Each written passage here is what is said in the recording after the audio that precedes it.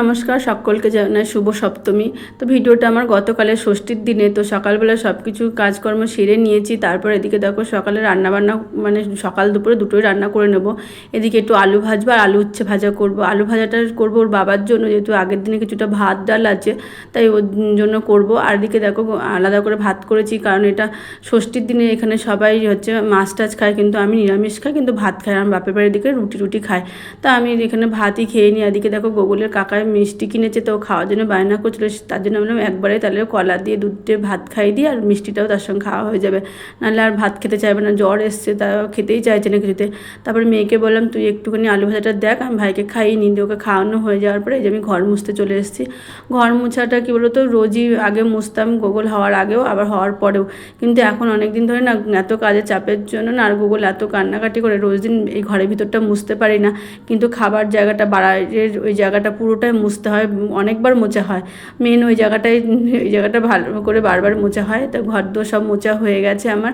আর সিঁড়িটাও না আমি একটু জলের ছিটা দিয়ে নিলাম, আগের দিন যেহেতু একটু জল দিয়ে ধুয়ে নিয়েছিলাম, তাই একটু পরিষ্কার আছে বলে জলের ছিটাটা দিলাম। আর ষষ্ঠীর দিন একটু ঘর দোর একটু পরিষ্কার পরিচ্ছন্ন, আর ধোয়া ঘরে যদি পুজোটা না দেয় কেমন লাগে। তাই এদিকে দেখো আবার শাড়িগুলো আর্জেন্ট আছে, তাই একটু শাড়িগুলো করে নিচ্ছি। আর পায়ে চালাতে হচ্ছে। আগের দিনকে রাত্রেবেলা কাজ করতে বসেছি, দেখি আর মোটর চলছে না। তাই আগের দিন রাতে তো শুধু মানে প্রায় 2টো পর্যন্ত কাজ করে, যেহেতু ওর বাবা ছিল না, আমি ওই পর্যন্ত কাজ করে নিচ্ছি। আর এই 2টো শাড়ি বাকি ছিল, আরও 2টো শাড়ি এনেছে, সেগুলো একসঙ্গে করে নিচ্ছি। আর দেখো রান্নাও হয়ে গেছে। মেয়েকে বললাম তুই তরকারিটা দেখে নে, মেয়ে ছিল বলে আজকে অনেকটা কাজ এগিয়ে গেলো, ওদিকে কাজগুলো করতে পারলাম। তারপরে আমরা যাবো বাজারে একটু কেনাকাটি করতে, সেরকম আর কি এবার কেনার ইচ্ছে নেই, তবে টুকিটাকি জুতোগুলো লাগবে। আর গোগলের জন্য একটা জামা কিনবো ভেবেছি, তাই একটু যাচ্ছি।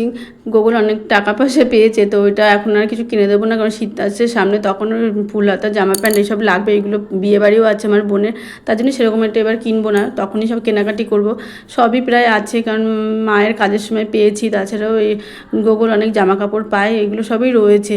আর কি কিনবো, আর মেয়েরও আছে, তাই আর কিছু কিনবো না। এই যে আমরা বাজারে যাচ্ছি। আর মনটাও ভালো নেই, কারণ আমার গত বছর দাদা মানে মারা গেছে, তারপরে শাশুড়ি মা, আমার ছোটো মা চলে গেছে। আমার একদমই ভালো লাগছে না, তবুও ছেলে মেয়েগুলোর জন্য ওদের মুখের দিকে চেয়ে আর কি একটু যেটুকু করার না সেটুকুই করতে নিয়েছি।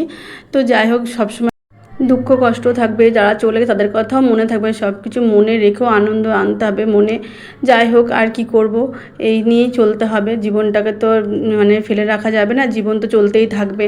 তো এই দেখো দোকানে এসে গোগলের জন্য আমি যে কিনতে চাইছিলাম, তো সেইগুলো পেলাম না। মেয়ের এটাই পছন্দ হলো। আর গরম যা পড়েছে, হালকা পাতলার মধ্যে আমি চাইছিলাম, সেটাই হয়েছে, তবে একটু অন্যরকম। তো এই দেখো সব কেনাকাটি হয়ে গেছে আমাদের।